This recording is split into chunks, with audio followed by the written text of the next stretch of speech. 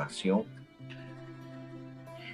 Quiero recordarles de que todas las ponencias, todas las conferencias son grabadas en la página web de la diócesis. Tenemos una sección de la historia de la iglesia. Hay mucho interés, mucho esfuerzo con la idea de hacer de estas conferencias, digamos, unas pequeñas notas por escrito. Vamos a ver, las ganas existen, vamos a ver si hay tiempo y esfuerzo. Y vamos a iniciar entonces este momento, si no antes pedir en esta oportunidad, y tenemos aquí a nuestro querido Juan Villegas, mi estimado. Yo sé que estás aquí, presente. ¿Puedes dirigirnos en oración, por favor, para empezar? ¿Es posible? Ya. Gracias, Padre. Buenas noches. En el nombre del Padre, y del Hijo, y del Espíritu Santo. Querido Dios bueno, Padre de bondad, nos ponemos en tus manos, en mente, cuerpo, espíritu y conciencia, para que nos moldees en el aprendizaje de ti, en tu revelación, Jesucristo, y que seamos dóciles a entender nuestra misión desde donde nos has sembrado, desde nuestra iglesia amada y desde tu visión, que estamos haciendo el esfuerzo por descubrirla como comunidad extendida, ahora desde diferentes países, desde una sola herramienta, guiados por tu Espíritu. Gracias por la vida y por la oportunidad de conocernos. Gracias por hacernos iglesia. En el nombre de tu Hijo Jesús. Amén. Amén. Amén. Muchas gracias. No dejamos de, a ver, yo a veces trato de, digamos, de recordar que tenemos que tener nuestras plantitas, ¿sí? Por favor. Es muy importante en el desarrollo de nuestro curso. Una plantita para mí muy especial porque me lo regaló mi hijo. Está conmigo, está fuera del país. Yo supongo que muchas de estas plantitas les debe estar acompañando. Bien, entonces, sopla Espíritu Santo. Esto queremos para nuestra iglesia y queremos hoy que el Padre, entonces, Jesús Alejandro, pueda hoy estar con nosotros con la debida ponencia. Padre Jesús, bienvenido. Aurora vio su gran victoria sobre la muerte. ¿No lo escuchamos? Listo. Ok, Padre José. Listo. Okay. Sí, estaba viendo lo de habilitar la plataforma. Ok. Denme un segundito. Ok. Un segundito, Pater. Ok, Sí, no me deja. ¿Qué estoy? Ok, escape. Un segundito. Sí, no sé qué pasa. No me deja manipular las diapositivas. Yo las he colocado, o sea, yo soy el que administro la la presentación. Correcto. Entonces, ok, un segundito entonces. Listo. Entonces, vamos a comenzar. Okay. ¿Puedes comenzar, Pater? Ok.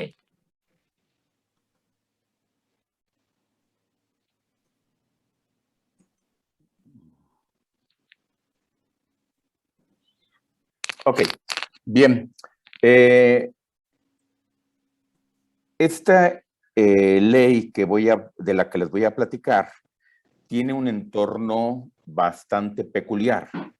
Estamos hablando de la presidencia del señor Carlos Salinas de Gortari y estamos hablando de un momento histórico bastante convulsionado en México por varias situaciones que no son, que eran públicas, que son del conocimiento de cuantos vivimos esa etapa. La muerte del candidato a la presidencia, Luis Donaldo Colosio, la cuestión del Señor de los Cielos y otras cárteles en México que estaban, que tenían a la población en una situación de bastante inseguridad. Nada envidiable con Colombia y otros países que vivieron. ¿Le molesta eso o qué es lo que realmente le molesta al presidente? Tratemos de desconectar, desactivar el audio, por favor. Por supuesto. Para empezar los hechos, efectivamente, todo se detona en realidad. Perdón, ¿se escucha? Ahora sí, ¿se escucha? Ok, correcto.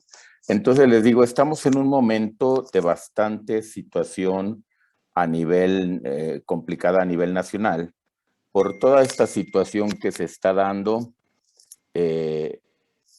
y pues se ha puesto bastante compleja la situación en México.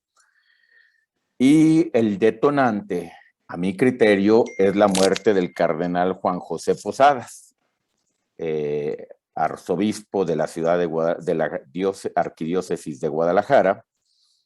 En esta confrontación de cárteles, una de las teorías es que el cardenal pues, fue daño colateral entre estas dos cárteles. Esto obliga al presidente Gortari a no romper con la iglesia. Ya habíamos vivido durante muchísimos años un periodo de intolerancia en todos los ámbitos religiosos y él por fin se decide el 15 de julio de 1992 a publicar en el Diario Oficial de la Federación la Ley de Asociaciones Religiosas y Culto Público, ¿sí?, que prácticamente entra en vigor al día siguiente de su publicación.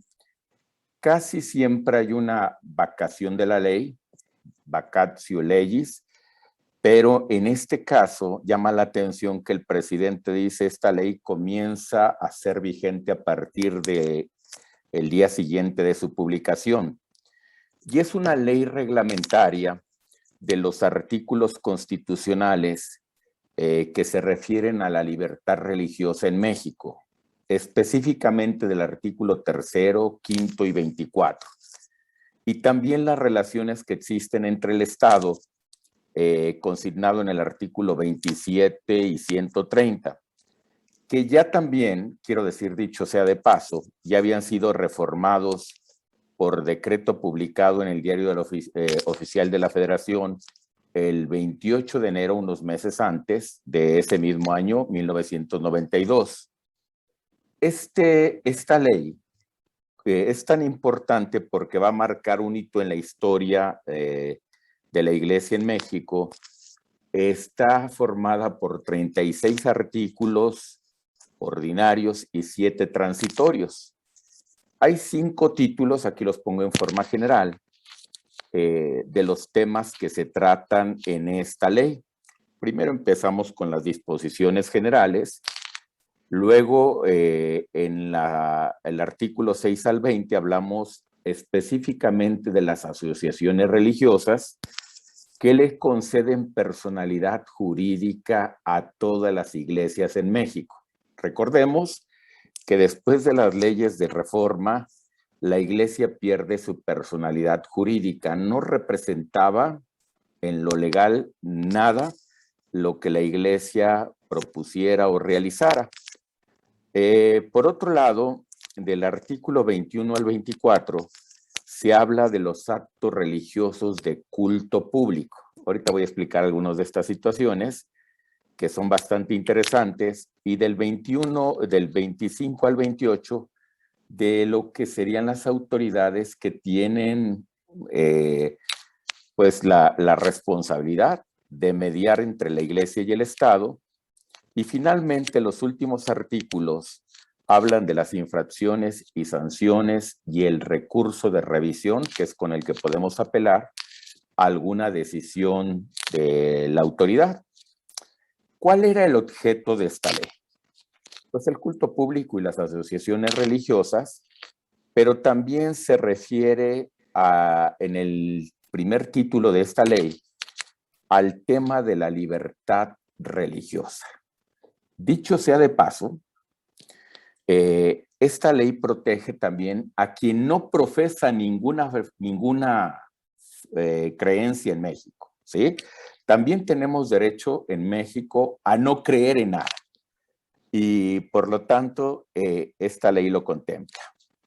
La Suprema Corte de Justicia ha sentado una jurisprudencia cuando se reitera la decisión varias veces de los jueces en el sentido de que estas leyes emanan de la Constitución y que específicamente se refieren al artículo 133 y que son leyes reglamentarias de preceptos constitucionales. Lo explico en otras palabras. Son de obligatoriedad. Aquí no hay, no me agrada esto, no lo voy a hacer. No, no, no. Si somos gente de iglesia, estamos obligados a observar estas leyes. Pasamos a lo siguiente, Pater. Aquí en la segunda parte, en el siguiente punto que quise preparar, tenemos el asunto de la autoridad ejecutora o quién es el encargado de que esta ley se cumpla en México. Primero quisiera decir que el primer responsable es el presidente de la República, pero obvio que el presidente ha delegado la responsabilidad en la Secretaría de Gobernación, ¿sí? No hay otra autoridad que pueda ejecutarla, ¿sí? Así, incluso la intervención del Estado tiene por finalidad regular los actos públicos fuera de los templos. Incluso hay un dato medio simpático históricamente. Hay una sanción administrativa que es simbólica. Cuando Juan Pablo II, el obispo de Roma, viene por, creo que primera o segunda vez a México, se le tuvo que pagar la multa por portar los hábitos en la calle, ¿sí? Es simpático porque era una multa simbólica y se paga ante la Secretaría de Gobernación, ¿sí? Bueno, digo esto por este tema de la Secretaría que es de Gobernación, quién es el que tiene esas facultades. Aquí puse algunas. No, mi intención no es hacer un estudio exhaustivo de esta ley, sino que esta ley termina con esa etapa de la intolerancia en México y quiero explicar por qué. Entre esas funciones que la Secretaría de Gobernación tiene, la primera es otorgar o negar el registro como asociaciones religiosas a los grupos religiosos o iglesias que lo soliciten. Esto quiero aclararlo bien. No significa que siempre que se solicite registro ante el gobierno esté obligado a dárnoslo. No, ¿sí? No hay un artículo que consigne en esta ley esta facultad. Por lo tanto, podemos decir que es una función de hecho, aunque no está jurídicamente estipulada. Tampoco se habla tan específicamente, se pone en forma muy general los requisitos que se deben cumplir en el artículo 7. Esta facultad quiere ejercer el gobierno es para darnos arraigo a las instituciones religiosas en México, ¿sí? Por eso se le da a esta secretaría esa facultad. Se pone un determinado número de años para que se pueda proceder al registro. Porque hubo un fenómeno muy curioso en México, aparecía una iglesia y a los pocos meses desaparecía y trataron de pedir reconocimiento ante el Estado. Por eso se reguló incluso que debe haber determinados años para que esto sea posible. Pasamos al siguiente punto, que sería el inciso B, sobre las facultades que tiene esta secretaría. Dice, otorgar o negar la autorización a las asociaciones religiosas para que puedan adquirir bienes inmuebles según lo considere la Secretaría de Gobernación. Que dichos bienes, son indispensables para cumplir el objeto de las asociaciones religiosas o no lo son. Esto tiene su punto desde el tiempo de la enajenación de los bienes con el presidente Juárez, porque recuerden que la iglesia era ama y señora de los predios aquí en México, y para que esto no vuelva a suceder, se determinó que esta secretaría va a estudiar en qué caso un bien es indispensable para que la iglesia pueda o no pueda cumplir con el fin o con el objeto por el cual es asociación. Esta determinación de la Secretaría de Gobernación debe emitirse dentro de un plazo de 45 días naturales. Y va a expedir un certificado en el que da respuesta a la petición de esa asociación. Esta facultad también de negar la facultad de adquirir bienes inmuebles puede hacerlo mediante una declaración diciendo que no es procedente que se adquiera ese predio o ese bien inmueble, y el mismo silencio, el mero silencio de la Secretaría también nos obliga a expedir un certificado en el que diga que no dio una respuesta en el tiempo establecido. Como consecuencia de esta facultad, se establece la obligación de la Secretaría de llevar un registro de los bienes inmuebles que las asociaciones religiosas posean o administren. Esto está ahí en la ley de asociaciones en el artículo 26. Dice muy claro que este registro de bienes es para que las asociaciones religiosas se pueda regular lo que poseen o administren, con el fin de que no pierdan su finalidad, que es precisamente el fin para el que fueron constituidas, y no se conviertan en especie de renteros, no sé cómo sería la palabra, que tengan cualquier cantidad de bienes inmuebles en renta o en préstamo, y que al final de cuentas pierdan su finalidad, que es para lo que fueron creadas, y se vuelvan pues como prestamistas, una cosa parecida. Bien, por otro lado, el inciso C dice, tiene la facultad de imponer sanciones por el incumplimiento de la ley. Aquí se señala que el órgano específico para sancionar a estas asociaciones religiosas es la Secretaría de Gobernación, que hay un reglamento que debe expedirse para que estas sanciones se puedan aplicar, ¿sí?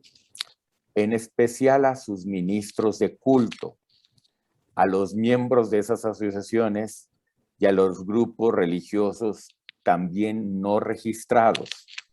Con esto quiero aclarar que no es una obligación estar registrados ante Secretaría de Gobernación. Se hace para que tengamos la personalidad jurídica, punto. Pero si alguien decide no registrarse, también se respeta esa decisión y no es objeto de ninguna pues, sanción de parte del gobierno. Finalmente, otra de estas facultades de esta secretaría respecto a las asociaciones religiosas es otorgar o negar la autorización para difundir actos de culto público por medios de comunicación masiva o impresos, artículo 21. Aquí estaría en ese rubro lo que son las mañanitas a la Virgen de Guadalupe, que cada año se televisan por los canales que existen en la televisión mexicana, las visitas del obispo de Roma, todas estas misas que se transmiten por los medios de comunicación, pues se supone que requieren esta autorización. Estoy siendo un poco escéptico al decir que se supone. Supongo que sus asesores jurídicos tramitan esos permisos. Por lo tanto, pues no es descabellado pensar que la Iglesia Anglicana tenga derecho a publicar, a difundir por medios televisivos, impresos, etcétera, también su creencia, lo que forma parte de nuestro credo, y con la misma validez y fuerza que cualquier otra iglesia.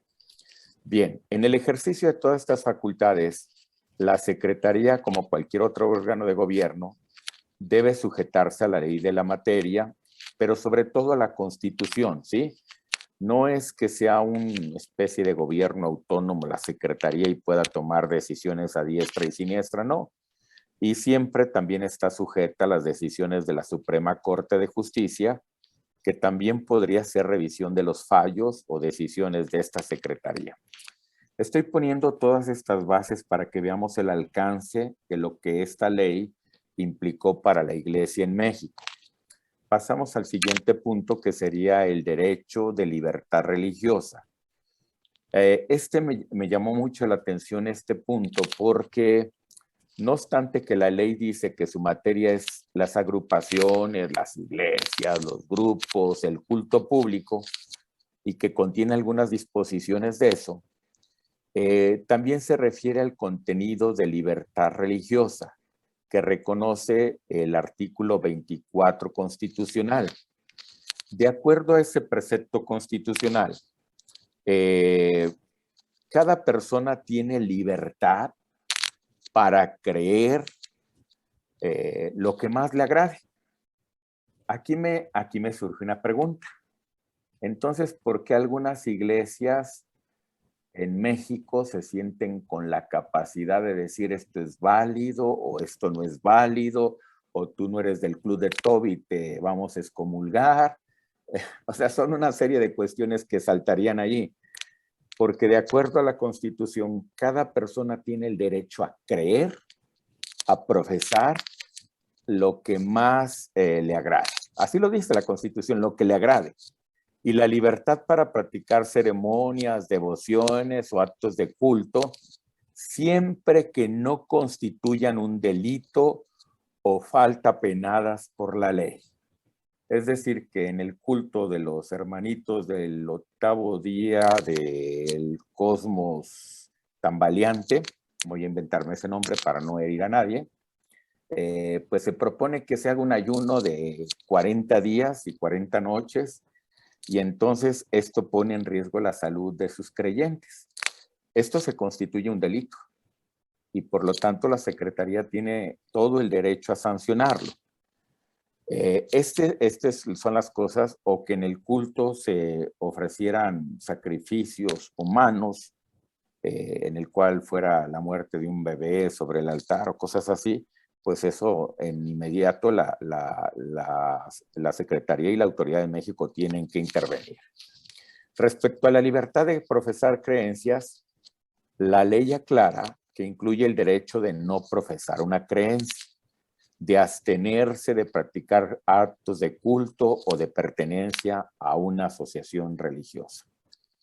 De tal suerte que si algún chico llega a un colegio de determinada iglesia, no se le puede obligar a que el niño asista a clases de religión. Eso es contrario al espíritu de esta ley. ¿El niño puede asistir al colegio? Sí, pero no está obligado a profesar lo que en esa escuela se enseña en cuanto a las creencias religiosas.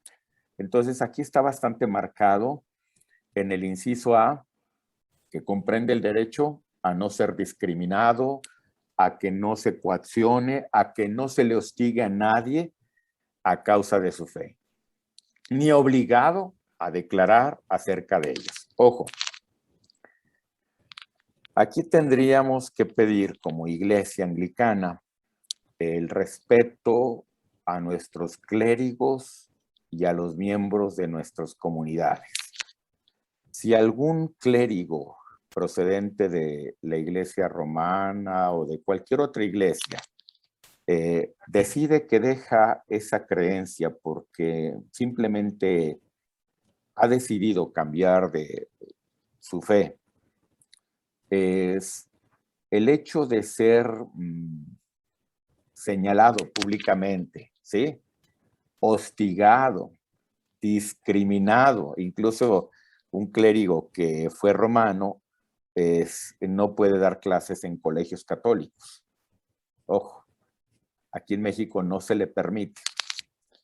Es anticonstitucional y está contra lo que esta ley marca, porque la misma ley nos da para apelar, solicitar un amparo y proceder a tomar el puesto de trabajo, aunque yo no crea en lo que ellos creen. Hay una costumbre inquisitoria de publicar las excomuniones o las penas canónicas cuando una persona abandona su fe. En México esto tendría que ser improcedente. El hecho de que yo no me interese pertenecer a esa iglesia no les da el derecho a publicar mi nombre ni mi estatus respecto a ellos, porque precisamente la ley me protege. Eso está aquí en la ley, por eso lo estoy marcando. Sobre el inciso B, el reconocer que no solo se tiene la libertad de practicar el culto, sino también de manifestar las ideas religiosas. Yo puedo públicamente decir en lo que yo creo o en lo que yo no creo y nadie puede sancionarme. De asociarme o pacíficamente con fines religiosos. Son derechos que la misma ley me va a dar, ¿sí? Y todo esto se rige por la misma Constitución y por el Código Federal Electoral, que también da algunas referencias en este punto. Bien, me parecía importante hablar de esto porque esto ya nos da una idea del alcance de esta ley. Continuamos, Patrick. Bien. Esta libertad de practicar el culto también añade algo que la Constitución omite. Esto es para la práctica individual como para la práctica colectiva. Es decir, como iglesia anglicana en México, podemos practicar nuestro culto públicamente, ¿sí? La ley establece, siguiendo el artículo 130 constitucional, que las iglesias y agrupaciones religiosas tendrán personalidad jurídica como asociaciones religiosas una vez que obtengan su correspondiente registro constitutivo. Esto me parece bastante interesante. Hay que definir cuál es el elemento que hace la diferencia para considerar que una es agrupación religiosa, ¿sí? y otra se volvería una asociación civil. Una asociación civil puede profesar una fe, sí, pero no necesariamente está obligada a difundir sus creencias. En cambio, nosotros como asociaciones religiosas tenemos por finalidad preservar, difundir, dar a conocer nuestra creencia, y lo económico y otros aspectos no es lo más fundamental, porque fuimos constituidos por la ley de acuerdo a nuestro credo. En el caso de estas asociaciones civiles, pues en lo que crean o no crean no es lo fundamental, sino el objeto para el que fueron constituidos ante la sociedad. Pasamos al punto 4. Para avanzar un poquito, creo que voy un poco despacio, pero sí es importante aclarar esto. Pasamos a la siguiente parte, el número 4. Ok, perdón, hay un antes. La ley significa en general una ampliación al derecho de la libertad religiosa. Yo en mi tesis lo planteé como un derecho humano. El derecho a profesar la fe es un derecho humano que no se me puede negar. El derecho a que un clérigo decida su estado de vida es un derecho humano que no se me puede negar. ¿Sí? El derecho a que un clérigo decida contraer matrimonio, pues no depende del obispo, ni sus cánones, ni su... No. Es una decisión personal. Incluso en México, recuerden que el matrimonio ante la ley es un acuerdo de voluntades. Y en mi voluntad no está que el obispo sea el que decide si yo me caso o no me caso. Es un acto que yo decido. Entonces, Esto está contemplado aquí en la ley de esa manera. Por otro lado, el Pacto Internacional de Derechos Civiles y Políticos dice que todo niño tiene el derecho, sin discriminación alguna por motivos de raza, color, sexo, idioma, religión, origen nacional o social, posición económica o nacimiento, a las medidas de protección que su condición de menor requiere, tanto de parte de su familia como de la sociedad y el Estado. Está en el artículo 18 de este Pacto Internacional. Y la Convención Americana sobre Derechos Humanos dice que toda persona tiene el derecho a la libertad de conciencia y de religión. Este derecho implica la libertad de conservar su religión o sus creencias, o de cambiar su religión o creencias, de la libertad de profesar o divulgar su religión, sus creencias, de forma individual o colectiva. Bien, son tratados que están en vigor en México, pero que no están por encima de la Constitución. Recuerden que en México la norma suprema es la Constitución. Y si algún tratado o pacto internacional se contradice con la Constitución, no estamos obligados a obedecer. Bien, dicho esto, pasamos a lo siguiente. Ok. El reconocimiento del derecho de los padres a educar a sus hijos en su propia fe y como consecuencia el derecho a que sus hijos reciban en escuelas públicas clases de religión no serán impartidas por el Estado, sino por los padres de familia o asociaciones religiosas. Desgraciadamente todavía nos falta mucho en México.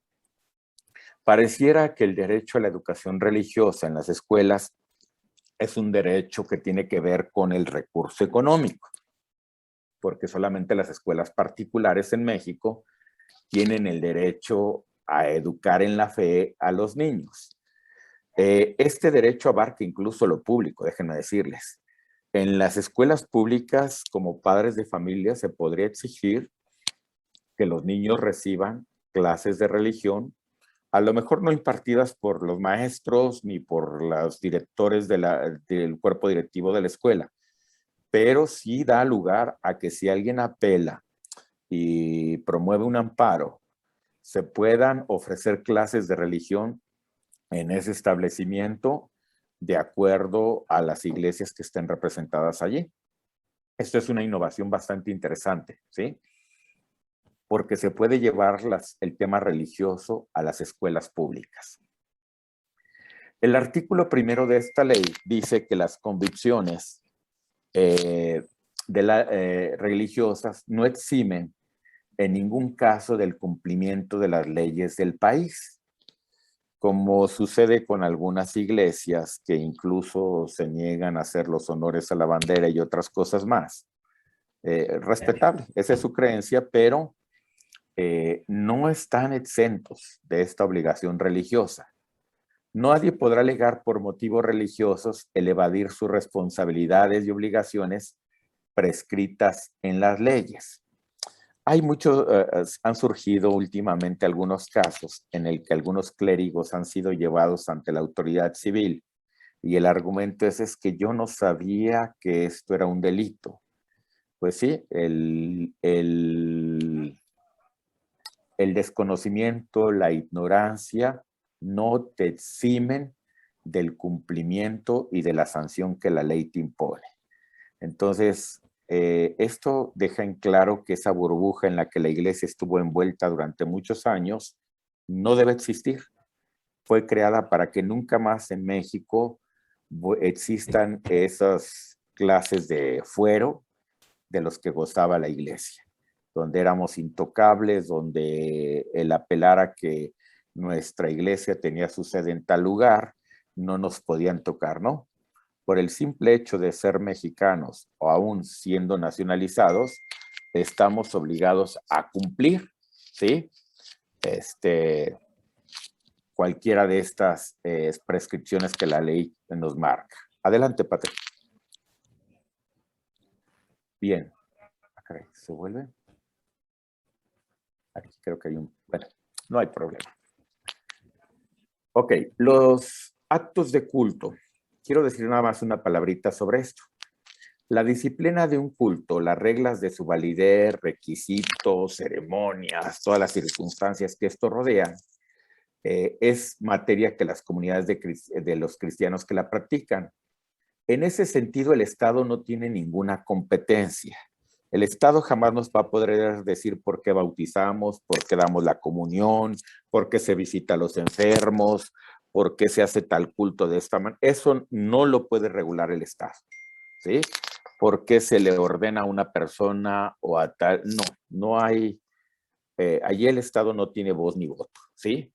¿Por qué eligieron a tal obispo? Pues tampoco tiene la facultad de opinar sobre eso. La facultad del Estado es intervenir en materias de acto de culto público, ¿sí? Peregrinaciones, misas masivas al aire libre, pero no en cuanto al culto, sino a la forma en que se lleva a cabo eso, siempre que no rompa con el orden establecido. Cuando un acto de culto constituye un ataque al orden público o a los derechos de otras personas, como lo dice el artículo 24, constituye un delito y es penado por la ley. A ver si lo digo más claro.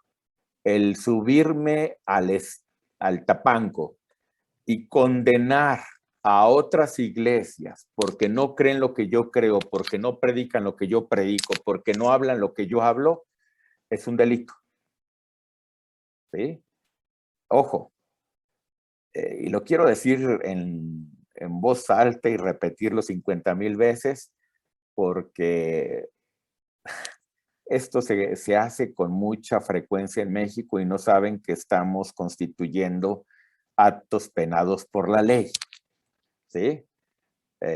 Don Benito Juárez tenía mucha razón cuando decía el respeto al derecho ajeno es la paz. El respetar al otro con sus creencias, con sus ideas, con su forma de vivir la fe, es un derecho que todo ser humano en México tiene. Entonces eso de que tú no estás en mi iglesia y por lo tanto tú no tienes la verdad y tú eres un mentiroso y te vas a ir al infierno y allá te espera no sé quién y tu suegra y tu enemiga no sé qué, pues esa es una aberración, ¿sí? No se puede hacer eso. Lo pongo así de forma chusca, pero en la realidad cualquier parecido es mera coincidencia porque suele suceder. Bueno. Ni la ley ni la Constitución definen, ni tenían por qué definir qué es un acto de culto. No, ellos no tienen por qué definir. Simplemente la ley dice que para el Estado el culto público es el que se realiza en lugares abiertos al público. Punto. Lo que pase de la puerta para adentro no se considera o no ni siquiera les interesa definirlo qué tipo de culto es. Lo que le interesa a la ley es lo que repercute en el orden público. El artículo 24 dice que los actos públicos de culto público también se celebran ordinariamente en los templos, porque están abiertos a la comunidad, salvo que la iglesia defina otra cosa, también es respetable. Adelante.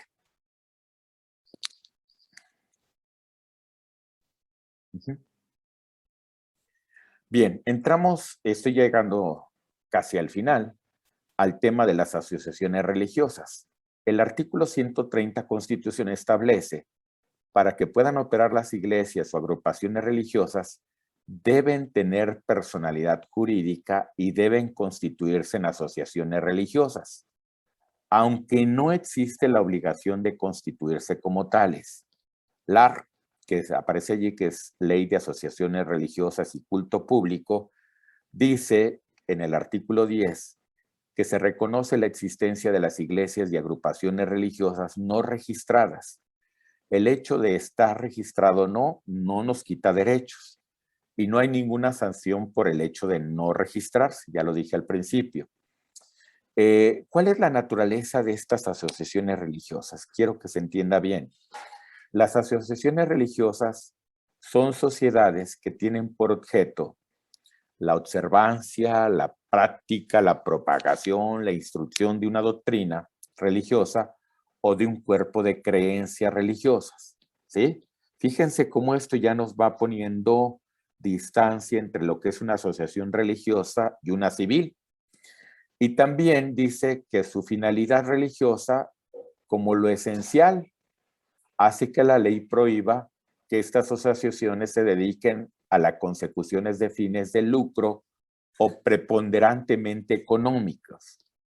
Estas rifas que se publicitan en los medios de comunicación, se rifa un carro, qué sé yo, una casa, como lo hacen algunas diócesis católicas, tienen que tener un permiso de la Secretaría de Gobernación para tales fines, porque si son ARs, asociaciones religiosas, pues su finalidad no es la rifa de un carro, de una casa, de tal cosa, no. La asociación de ellos es propagar sus creencias, vivir su fe, vivir de acuerdo a lo que ellos creen.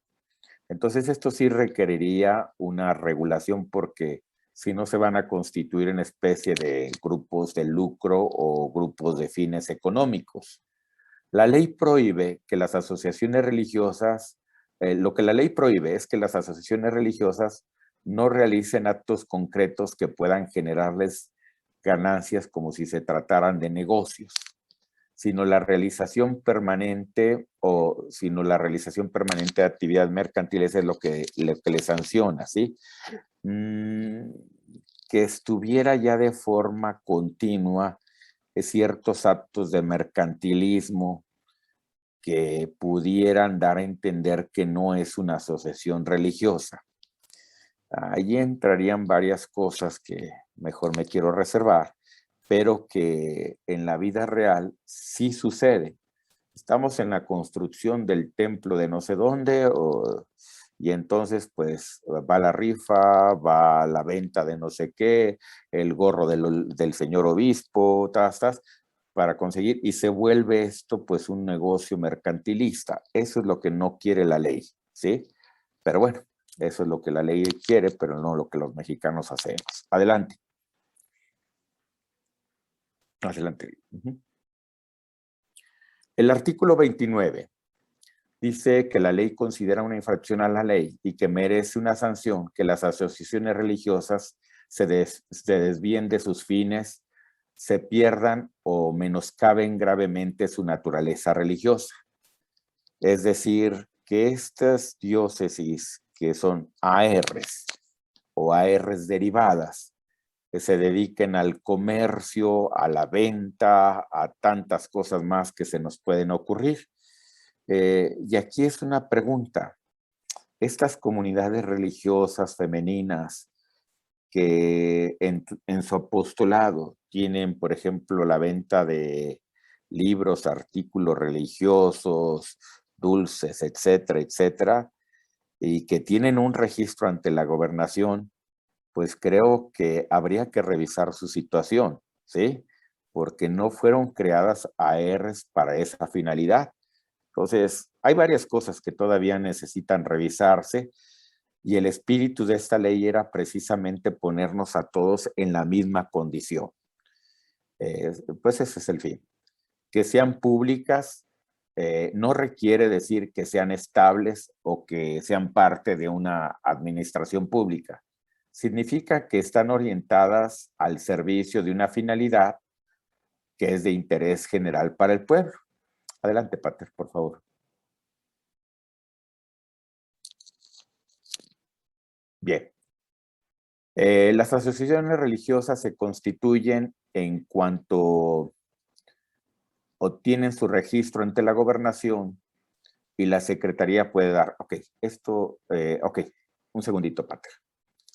No alcanzo a ver aquí. Dame un segundito, Pater, porque estas letras pequeñitas que yo mismo puse son el demonio del mediodía para mí por el tema de que no veo con mis ojos. Ok.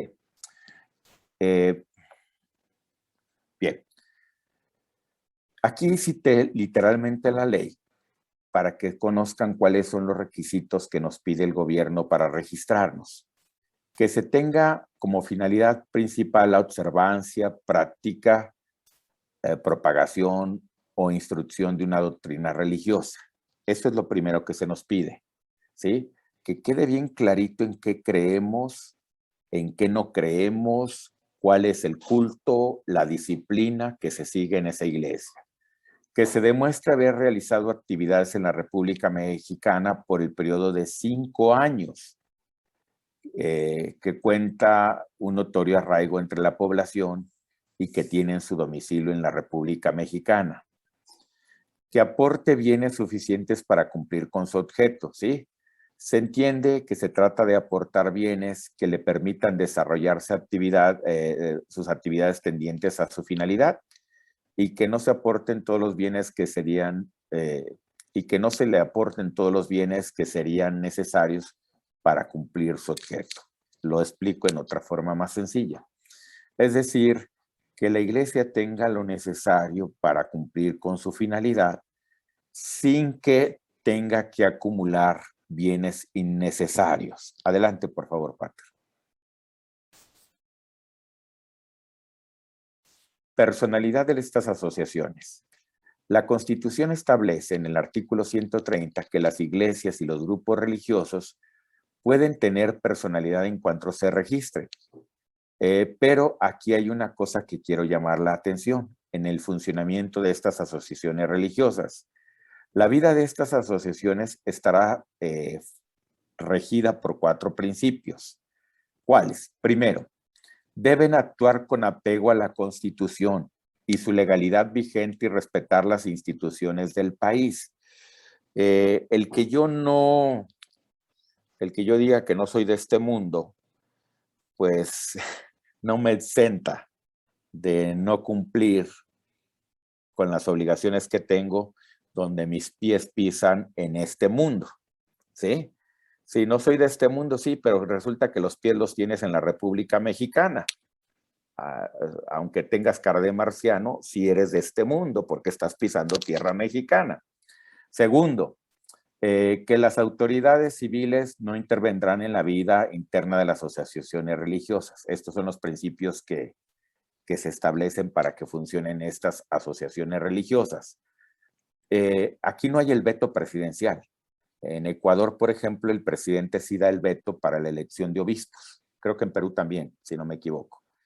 Sí, el presidente sí mete su cuchara y la revuelve y le dice, y lo adornan con el Espíritu Santo, pero aquí no se da eso. No hay el veto presidencial, gracias a Dios.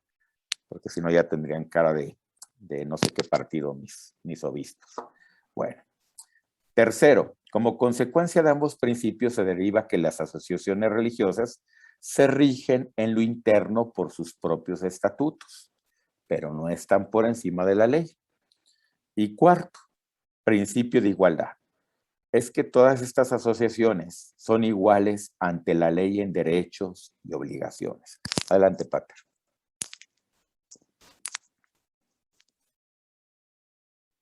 Los derechos que la ley concede a estas asociaciones son, primero, identificarse mediante una denominación exclusiva. Aquí es donde hay un poquito de problemas cuando estos grupos se separan. Por ejemplo, voy a poner el ejemplo, no estoy criticando, respeto mucho eso, la Iglesia Católica. Pero ahora somos Iglesia Católica Independiente. Allí cuando hay ese choque entre las denominaciones exclusivas es donde la que tiene el primer registro pues es la que puede apelar a decir que se deben cambiar de nombre, que se deben llamar renegaditos de Jesús o otra cosa para que no los confundan. Se puede hacer eso. Organizarse libremente en sus estructuras internas, es decir, adoptar sus estatutos, establecer su propio sistema de autoridad y funcionamiento. Eso es propio de la Iglesia. Designar y formar libremente a sus propios ministros. Ahí no interviene el Estado. Realizar actos de culto público, por consecuencia, tener templos, lugares destinados, es parte de sus derechos. Propagar su doctrina, se vale, siempre y cuando no ataquemos a otros. Celebrar todo tipo de actos jurídicos para el cumplimiento de este objeto.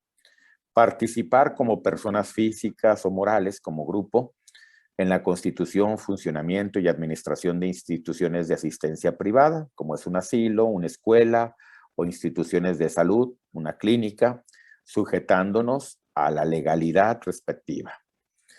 Usar en forma exclusiva los templos de la nación para que no sean centros de adiestramiento político, etc.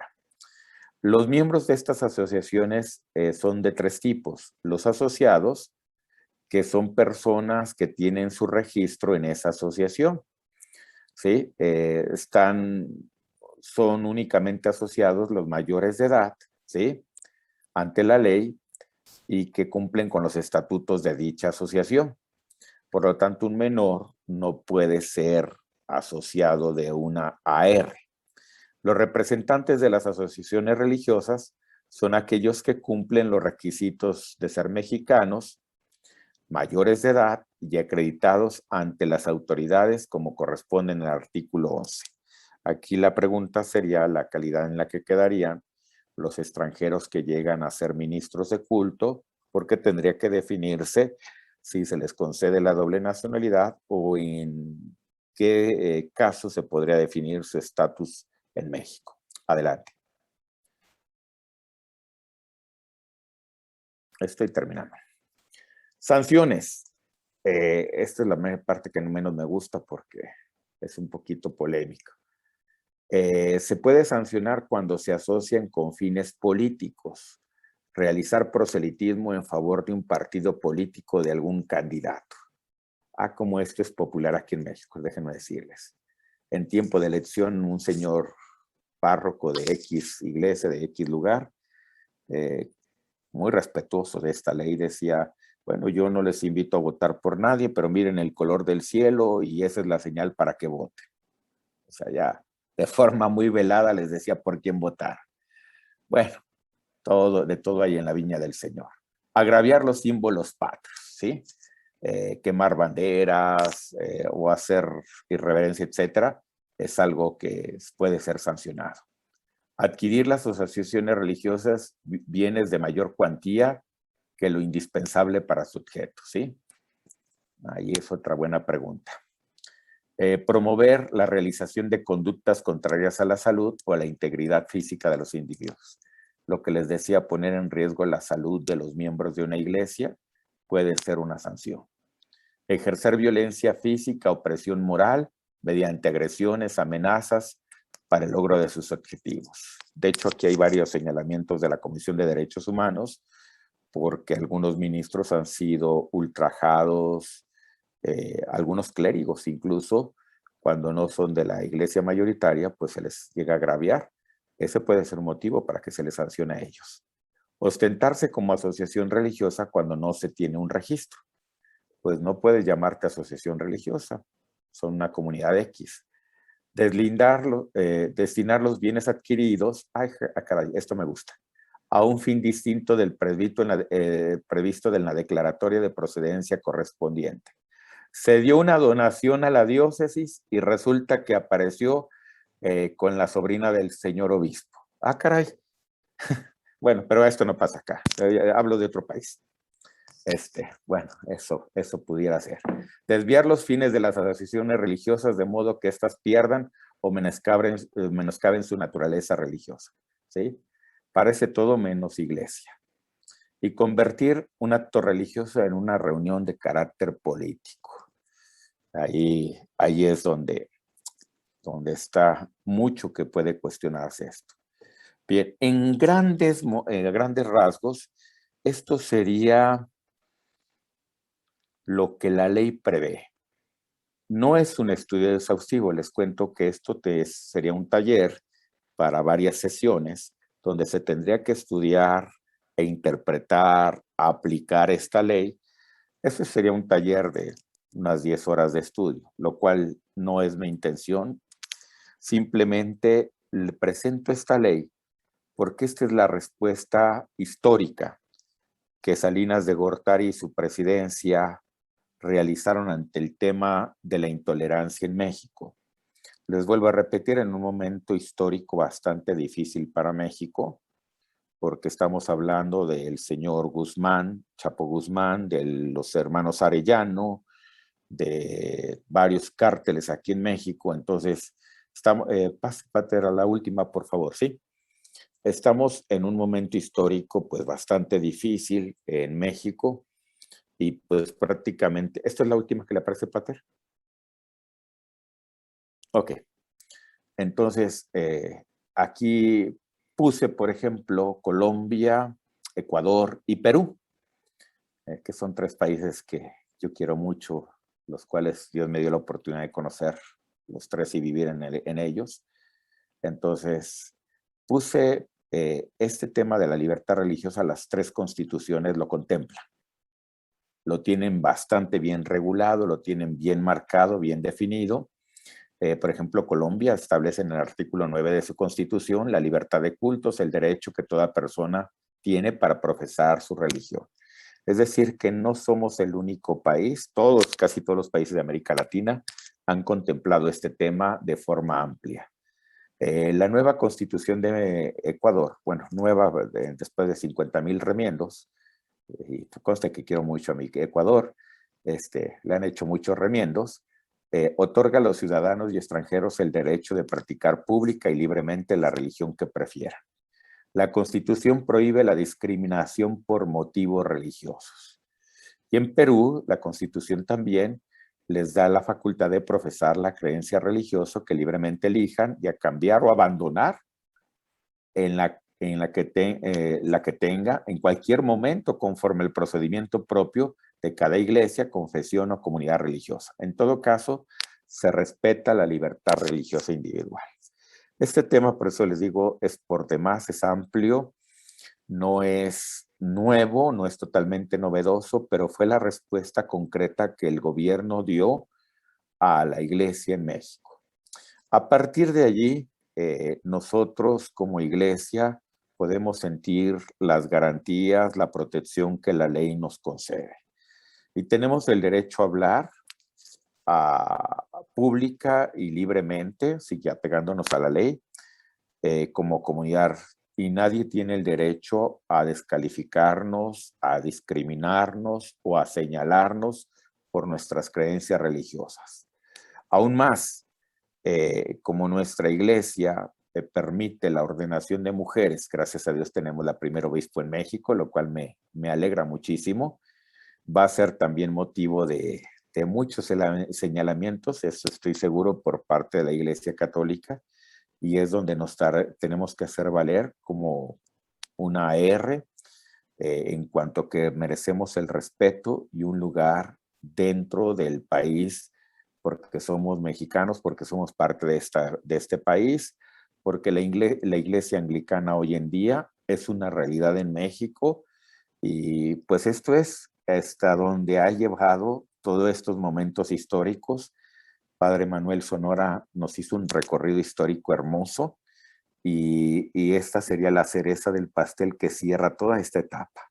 Tenemos una protección jurídica, tenemos un reconocimiento, y pues esto es lo que tenemos hoy en día aquí en México. Es todo en cuanto a mi parte. No sé si pasamos al comentarista y algunas preguntas. Padre Jesús, muchas gracias. La verdad, a mí me ha dejado con varias preguntas. Nuestro querido Antonio tiene problemas de conexión.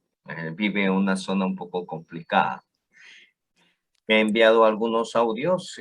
Voy a ver si en su momento lo escuchamos. Pero tenemos ya algunas preguntas que cualquiera de los que estamos participando, por favor, tienen la oportunidad de hacer. Y tenemos a Alejandro. Así es que empecemos con Alejandro, por favor. Gracias, Padre. Buenas noches. Gracias, Padre Jesús, Jesús Tocayo, por la exposición.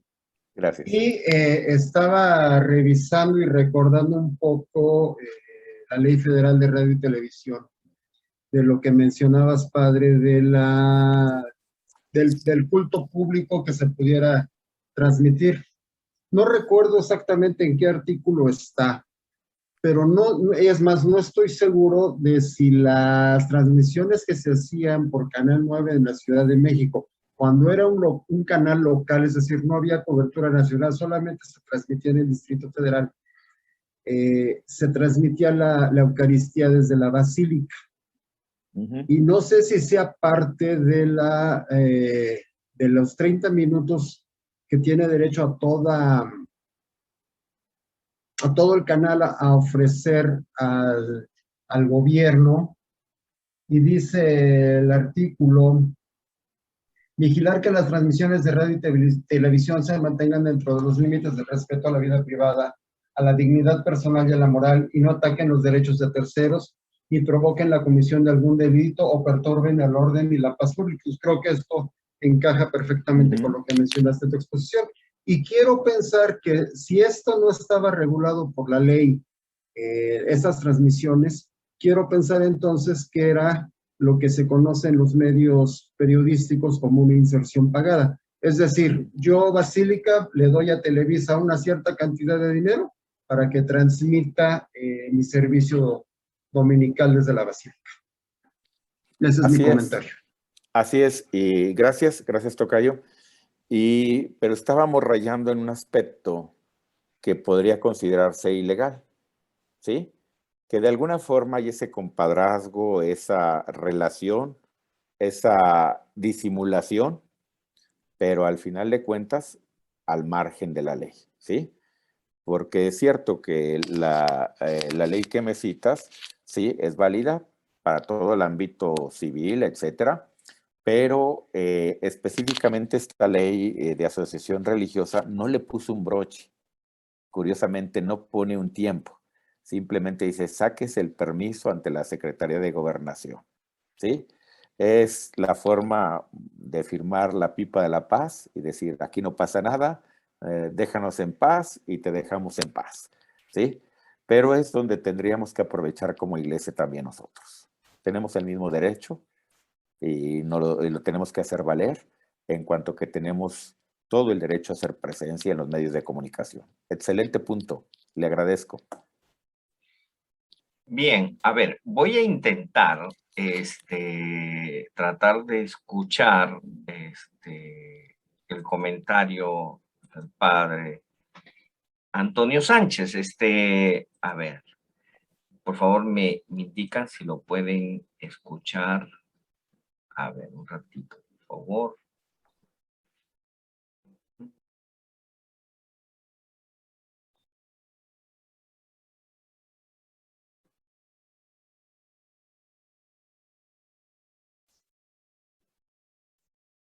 ¿Lo escucha? No, padre, no se escucha nada. No, A ver si lo deja correr unos 5 o 10 segunditos. A ver, a ver, a ver. Bueno, a ver, a ver, a ver.